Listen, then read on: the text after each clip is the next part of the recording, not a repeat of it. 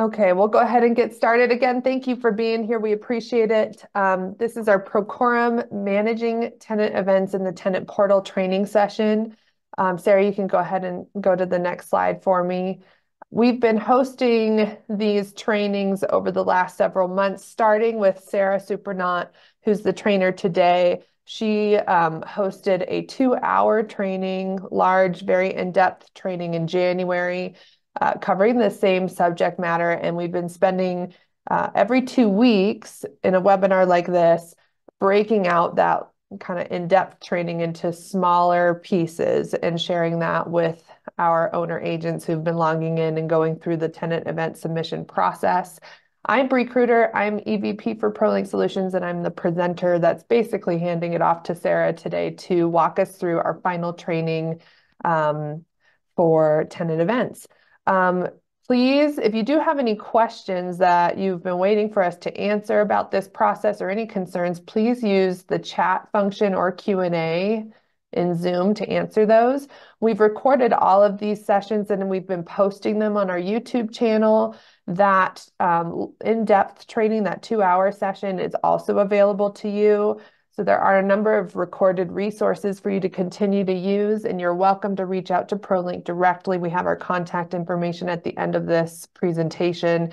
If you do need some additional assistance or have any outstanding questions, as we're nearing, I think, kind of the deadlines for a lot of our state agencies here around tenant events. So go ahead, Sarah, and I'll hand it off for you to cover. I guess last minute for the agenda here is really just that you can go over your bullets. I'll let you take it up from here. Okay. Good morning, everyone, and afternoon to our East Coast counterparts.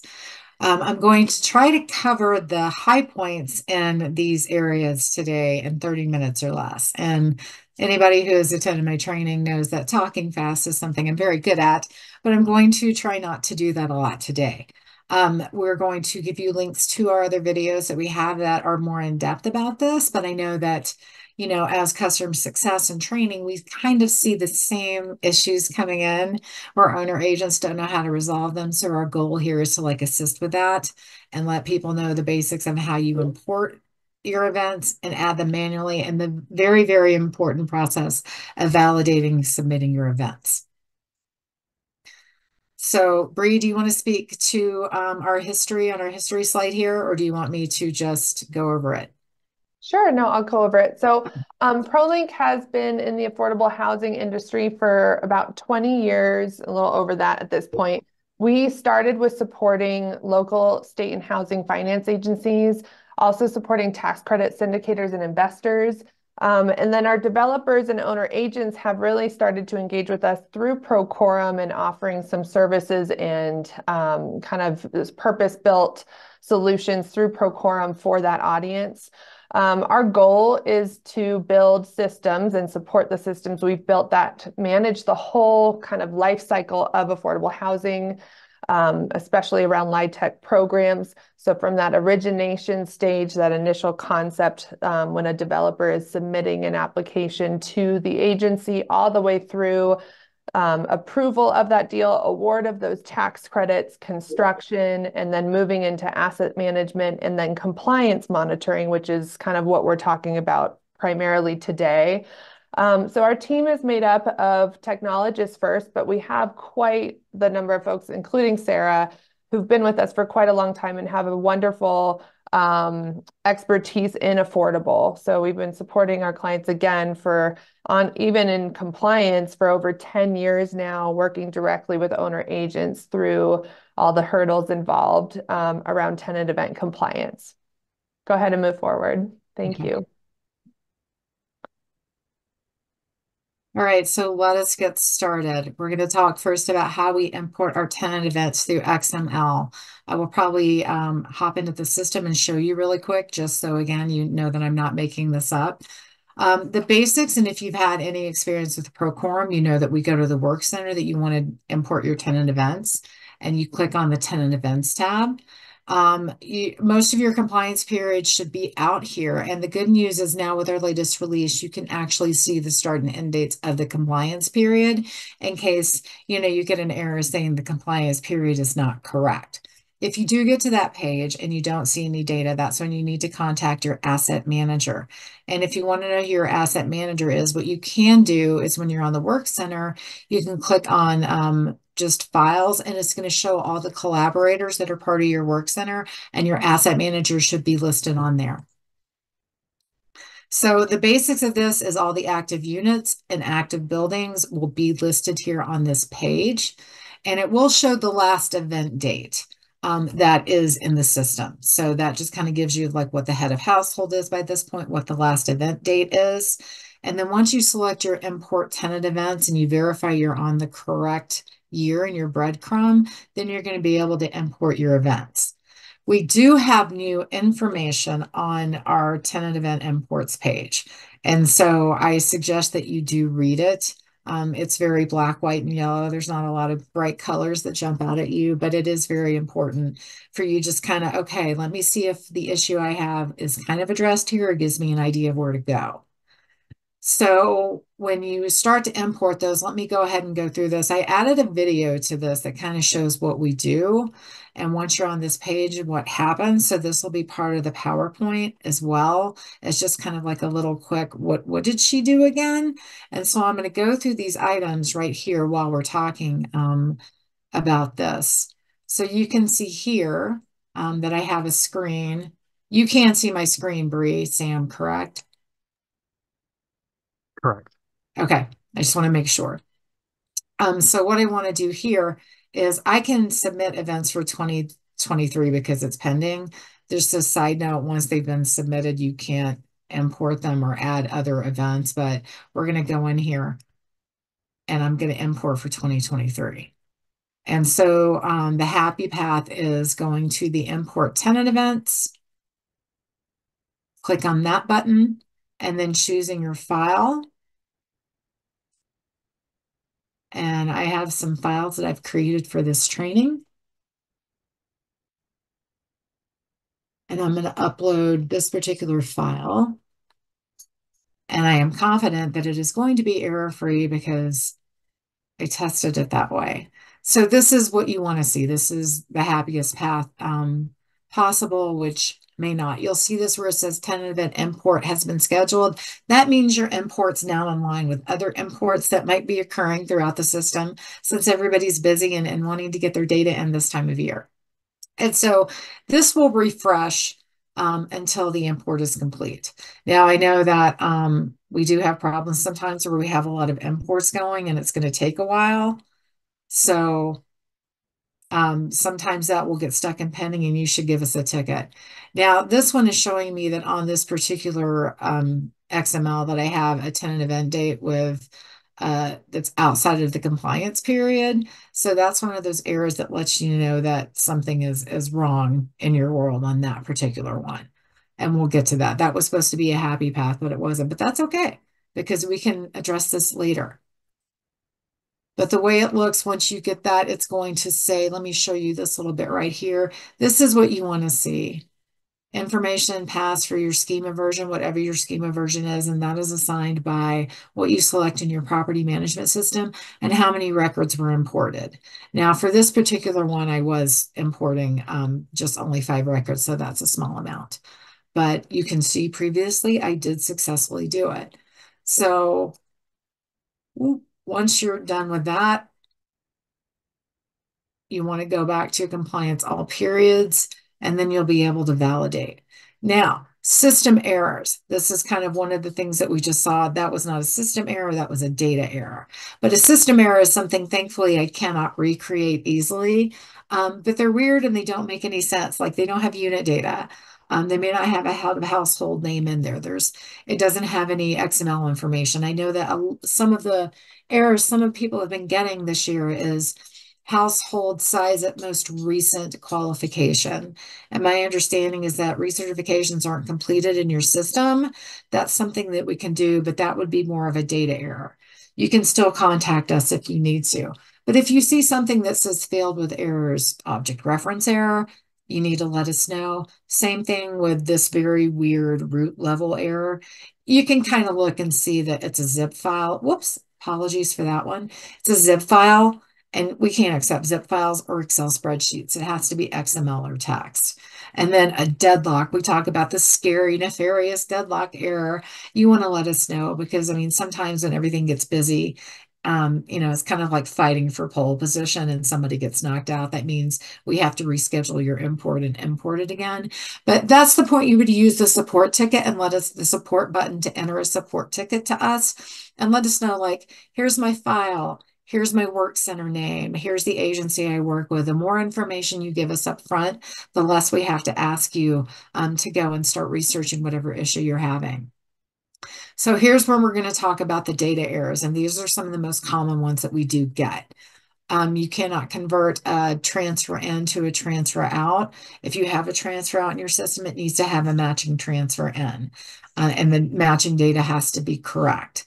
Another one that we see a lot is when you see, like, for this unit, you can't have a program type of market and be in the LIHTC program. That means that you have a unit, this unit with this error D102 is a unit type of market, but you've got tax credit selected on it. That's a no-no. Oh, we're gonna trademark that, the no. Look for that next year's training. And then also reporting start date does not fall within the compliance review start and end dates. I kind of showed you where you can see what those dates are in Procorem and make sure that you have, like, pulled the right reporting data from your property management system. Now, we talked about this in our initial January training. Sometimes you're going to see import was successful, 0 records are imported. Both things can be true, right? If you've imported it, if you didn't import any records, you had no records that aired out, so none were imported. You need to make sure that, if you see this and go, hey, I'm done, you're not done. And your asset manager will probably be reaching out to you to tell you how you are not done. So some of the most common errors that we get, the big one is like address doesn't match, bin doesn't match, reporting start and end dates don't match, and the property name doesn't match. Now, the good thing is that when you are in Procorem on the tenant portal, this is the building address and you can see the bin numbers. So the format is very important. Like in this example, your system as an owner agent has Riello Avenue. And I know that because this log message is pulling directly from the XML saying this is the value here that doesn't match. You look over here, this one says Riello Ave, it's shortened. So those have to match. Same thing with the bin. Your system has dashes, and over here in my example, it doesn't have dashes. So let's talk about real quick what that's going to look like. Let's find my Procorem again. I'm going to pop over and choose another file that should give me a property error first and foremost.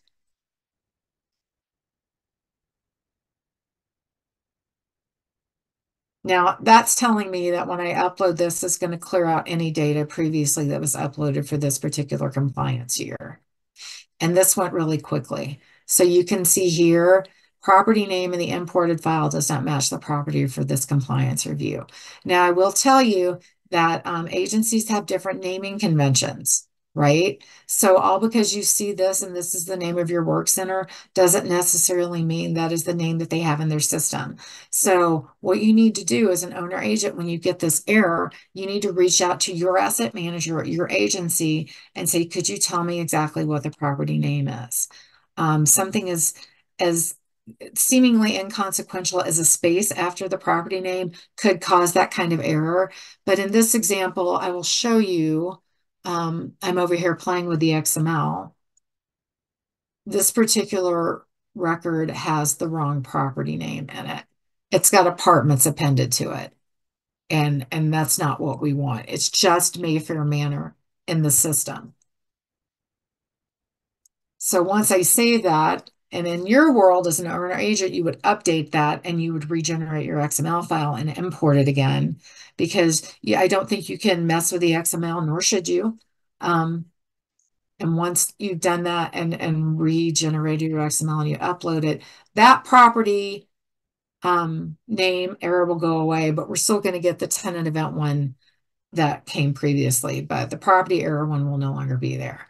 And it's kind of the same situation when we have a different bin. See, now we got rid of the property name error, but now we have the bin error. So if I get a bin error, let's go back to 2023 units. When you see, like you may come to the screen and be like, I can't see my units. All you need to do is go over here and expand, and that's going to show you all the units that you have. And it's going to also show you the building address and the bin. And again, if your bin doesn't have dashes, but you see on the screen that this one does, it should match in your system. So we're looking for data consistency because XML is very, very picky. Okay, let's go on to the next one. This is our dream scenario. This is how you know everything is good. You just have validation passed, tenant import was successful. This is how many events were imported. There are no errors here, and it does say that events were imported, so that's what we want. So as far as importing XML, you're done at that point. We will talk about validating and submit after we go through the manually adding tenant events very quickly. So when this gets provided to you, this is just kind of our 1 through 8 steps. This is everything you do when you're manually entering a tenant event. And it's kind of the same process when you go to your tenant events and you pick on your compliance year. In this example, I've picked 2022. You're going to have the same information. The difference is you're not going to import your tenant events. So we've like made that obvious. Don't do that if you're manually entering them. The manual entry will help you for those of you who do import XML. If you do have validation errors when we get to that point, manually updating them is something you would need to do just to get everything in a deadline. But the screen's the same thing. It's going to show the head of households for the last tenant event date. And the tenant event validation button will be A, something you don't do until after you've added events, and B, will be disabled until you have started adding events. If you see any of this data missing, you should contact your agency and your asset manager to verify the missing data. So once you've selected your units from the list over here, it's going to bring up head of household, last name, and the unit number, and it's going to show all the events that exist on that particular unit. And then you can verify where you are. So now that I've selected this in 2020, I've added a tenant event in 2020. I need to make sure the event date is in 2020. If it's not, it's going to give you an error when you save. So this is how you know where you're at. You're in this bin and you're in that unit. So you have the required fields in the tenant portal. Anything with a red ribbon is a required field. We don't have a red ribbon for the tenant run portion, but it is required because you will get a validation error when you try to validate and submit if you do not have that. You have to select a program type if you've selected low income. If you save the record without doing that, it will let you know. The other important thing to note is that the information that you fill in, while we have our required information, your agency may have different requirements about they want you to enter certain things. Now, once you first create the tenant event, these tabs up here will not be enabled. I mean, you can click on the tabs, but the add record on those tabs won't be enabled for you because you haven't saved the tenant event. You have to save that tenant event with the basic data to the database before you can add any other data. So once you've saved it, and you can see I feel very passionately about saving your tenant event as soon as you fill out that main tab data, then you can add your household member. Now, the required information is obviously last name, first name, and a relationship like head of household, child, co-dependent, co-adult, not sure off the top of my head. There can only be one head of household. The birth date's optional, but generally most people do put it in. And if it's like, you know, an unborn child or foster child, due date of the child or expected adoption date. And LIHTC full-time students should always be set to no. That's another one of those little ones that is not required, but if you don't set it to a value, it's going to let you know when you get to validation. So you will continue after you save that. Household information, household member information, including social security number will go here. The first digits will be masked out. You have to do the race and ethnicity selections that adhere to NAMA standards. If you want more information about those, I don't think I put them in here because we were looking for brevity today, but that you can see those examples in the full training. And if home is selected, you're going to have to pick the home student information. Now, once you're done entering a household member, you can save and return to go back to like your tabs, or save and new if you need to continue adding other household members. Your household income tab, same thing, click add household income, and then you're going to add the data. It's going to allow you to select any of the household members you added in the previous states. Source of income, if there's another source, you can put it here, the verification date here, and an annual income here. Now, if you have a household that has zero income, you still need to input that into the system. So in this scenario, if they had zero income, they would still have the household record, but you need to make sure there's a zero in there as well. So after you've entered your household income and save and return, or save and new, if you need to put in multiple household income records, you can add your household income from assets. Now, this is kind of important when you do this manually because we don't necessarily do this with XML. But if you know your household member has 100% ownership percentage, do put that in because you have the cash value and the annual interest. It could calculate if needed. If there's specific annual income, you can enter that here. It just depends on what information you're pulling in from. I think it's your tick form.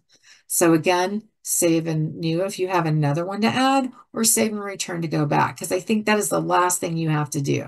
And that's just kind of you continue doing that for all the events you have to have manually. If you only have 20 events on your property, it's not such a cumbersome task. If you have lots of properties and lots of units, a property management system is going to be your best friend. So now we're going to talk about validating and submitting tenant events in these last 8 minutes. And once you have imported your tenant events successfully, or you have manually entered all your tenant events, this is when we get to the validating and submitting. And I am going to be repetitive because it's very important. So after you have imported everything and it's time to validate, what you're going to do is scroll down to, there's a return to compliance period option, usually on your upload page, or when you go back to your units page for your compliance period year, you can click on the tenant event validation button. So once you've here, this is what you should see if this is the first time you've tried to upload. So you need to verify those events look right. And it makes sense to have 66 events for a property with 43 units. You could have had move-ins and move-outs, or household adjustments and research, etc. So verify that, and then you're going to click validate. And this is kind of a video I had of what the validate looks like. And I'm just going to play it because that gives me a chance to have a sip of water. It's very important to note that if you make any edits, it tells you that you have to validate again. You just validate yourself silly anytime you make any updates, because if you do have validation errors, once you go update the data manually, if you have to make a change, this screen doesn't know that you did it. It has no idea. You kind of have to tell it that you have. Now, this was the perfect scenario where everything validated right the first time, you have submitted, you are done for now. Now, in the event that you do get the error saying validation failed, you're not going to get this pretty red box. I put that there. You're just going to get the big angry red exclamation point. It's going to show you exactly what this looks like. And once you click on the hyperlink, it's going to take you to that event or to that unit, and it's going to show the events, at least for, this one has a valid move out or transfer event. And in that case, maybe you have a recertification and followed by a move-in. That's not allowed because you have to have a move-out or a transfer out between that, because your households are going to be different. So you would go click on the hyperlink and make those updates, and then come back to the screen and go through until you've updated them. Now, once you've updated them and you come back to the screen, it's not going to tell you, you're still going to see this, and you're going to be like, but I corrected these. Why does that not know that? Because computers are only as smart as we make them. So you want to validate tenant events again. And you may get some other errors up because it's going to go through some things chronologically. But, it doesn't hurt to keep validating before you submit just to be sure that you've gotten everything. So again, I reiterate, once you've made these changes, and you can see another one of your validations that you're going to get here is a household income record has to be populated for this event. And the tenant rent portion, this is where I mentioned that it may not be marked as required, but if you don't fill out when you first put in your event, you will be filling it out later when you click on here and come back. So again, once you've gone and you changed or updated this event, you've made the changes, you come back, you validate again. You validate again. I know I sound like a broken record. That's the point. Just always validate, because we get so many tickets where folks will tell us, hey, we made these changes, but the errors are still there. And our first question, without even looking at anything, is, did you validate again? And so just be warned, if you're someone who says, hey, I still have these errors, we're going to ask you if you validated again. And please think of all the red highlighted text, and you have to validate, validate, validate. So again, after correcting all your validation errors and validating one more time, at that point you can submit. If you have made sure you've validated since you've made these changes and you know you have, at that point you're ready to submit. And then you're done. And once they have been submitted, the import button is going to disable because you can't make any changes, and the add tenant event button is going to disable. You can't make any additions either, because at this point, everything that you've input is in your agency's hands, and they will start evaluating your compliance and your tenant events. And if they need you to correct something, they will reach out to you and say, hey, we have set our status back to pending. The tenant event submission status is set back to pending, so you can make some updates, and you may have to submit again. So if for some reason you know you have to make updates and your asset manager has told you to, but you get here and you can't, let them know, because they can fix that in the back office for you to make sure that you can get back in and update what you need to update. So also very important, we have help available. A lot of things I've talked about today is readily available in our help center for compliance help. So you can go there and search on things, go through our sections, but this kind of goes through what we've been talking about. So it's very thorough, very robust. Now, if you get any of those system errors that we talked about earlier, where, it's like a deadlock or object reference error, then feel free to put in a support ticket. And again, your name, your email, product, what agency you work with, and as much detail on the reason for ticket. Oh, the reason for ticket should be a drop down, but down below there, there's going to be a place where you can fill in comments and just say, this is not working for me. It is on this property. I'm getting this weird error. I don't like it. Please help me. And we will reach out and try to resolve that for you, or at least let you know what you might need to do in your system, because we can only do so much. We're just kind of the middleman between your owner agents and your agencies to try to facilitate the process when we get tripped up a little bit. So also important to note, what we talked about here, we go very much more in depth in the Procorem tenant portal training.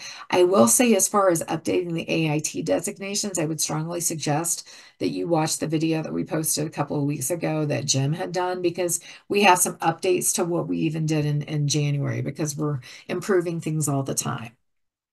So you can go to ProLink HFA or ProLink Solutions on YouTube and then find this. You can click here in the PowerPoint when we provide that to you. This video is divided up into different chapters. And when you go to YouTube, you're going to see you have different chapters. So if all you want to look at is the validate and submit, you just go to that section in the video. Same thing if you're like, hey, I just need import. I don't need to worry about anything else. We have all that broken out for you to make it easy to access the information, so you do not have to watch the entire 2-hour presentation. And that Thanks, is all Sarah. I have, Bree. Um, I just wanted to point out as well that the link to that training, the 2-hour training YouTube video, has been shared in the chat if you want to grab that. Sarah, go ahead and push forward here. I just wanted to also mention the compliance services. So if you've attended these webinars in the past, you know that we are available to support our owner agents more hands-on. We can work with you through Procorem and the tools that we have available there to provide you with your own Procorem account, excuse me, and then really facilitate the file management for tenants and the collection process for your data out of your property management tool, and then really preparing that to submit to the agency through the XML, through the NAMA standard XML.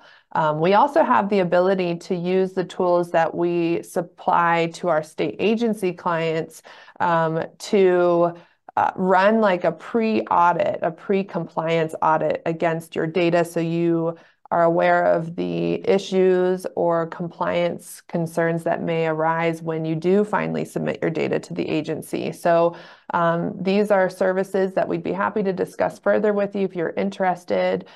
Sarah, I think the next slide has our contact information. And again, if you have any additional questions regarding the tenant event portal and the trainings that we've been sharing over the last several weeks, please go ahead and email us about those things, reach out to us or send us a chat before this session ends. We'll probably leave it open for a minute or so past to do so. And with that, I think we're going to conclude until our next Procorem webinar. So we appreciate your time. We appreciate your attention to these sessions that we've been hosting over several weeks now. And we look forward to supporting you in the future. Please reach out if there's anything we can help you with. Have a wonderful afternoon and good luck with the rest of your tenant event reporting.